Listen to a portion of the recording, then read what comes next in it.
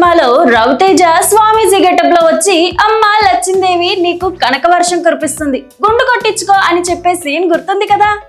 ఆ సీన్ చూసి థియేటర్ లో మనం పడి పడి నవ్వుకున్నాం. ఎందుకంటే అంత ఈజీగా ఎవరైనా ఎలా మోసపోతారా బాబు అని. కానీ అదే సీన్ ఇప్పుడు రియల్ లైఫ్ లో రిపీట్ అయింది. అది కూడా ఏ దొంగ స్వామీజీనో వచ్చి కాదు, జస్ట్ ఒక్క ఫోన్ కాల్ తో.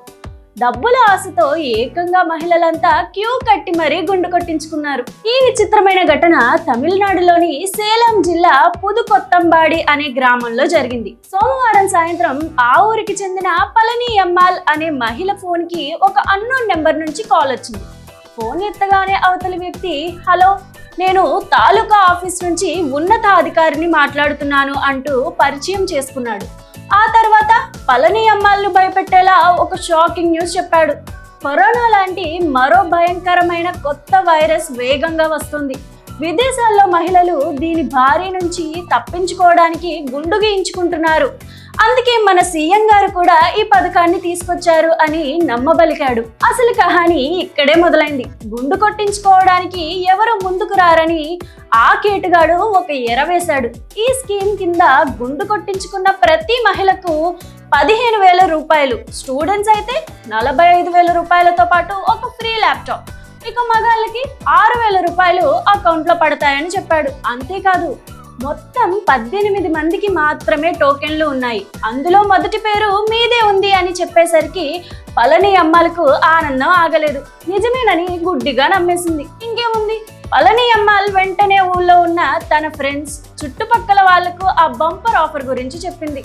డబ్బులు ఊరికే రావు కదా, గుండు కొట్టించుకుంటే ఏముంది, మళ్ళీ పెరుగుతాయి, కానీ 15,000 వస్తాయి కదా అని ఆశపడ్డారు.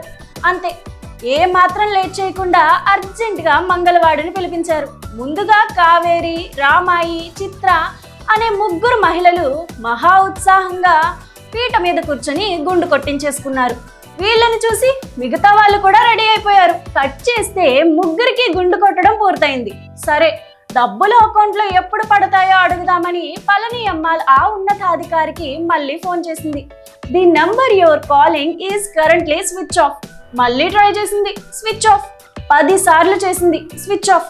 అప్పుడు వెలిగింది వాళ్ళకి బల్బ్. తాము ఎంత దారుణంగా మోసపోయామో అనే విషయం అర్థమయ్యాక క్యూలో గుండు కోసం వెయిట్ చేస్తున్న మిగతా మహిళలు సైలెంట్ గా అక్కడి నుంచి జారుకున్నారు. అప్పటికే గుండు కొట్టించుకున్న ఆ 3 మహిళలు మాత్రం తల పట్టుకొని లబోదిబం అన్నారు. మోసం చేసేవాడు ఎప్పుడూ మన ఆశను, భయాన్ని క్యాచ్ చేసుకుంటాడు. ప్రభుత్వ అధికారులమని, బ్యాంకు వాళ్ళమని ఫోన్లు చేసి డబ్బులు ఇస్తాం, లాటరీ తగిలింది అంటే గుడ్డిగా నమ్మకండి. ఇలాంటి సైబర్ నేరగాళ్ల పట్ల అప్రమత్తంగా ఉండాలని పోలీసులు పదే పదే చెప్తూనే ఉన్నారు. మరి ఈ రియల్ లైఫ్ విక్రమార్కుడు ఇన్సిడెంట్ పై మీరేమనుకుంటున్నారో కింద కామెంట్ చేయండి.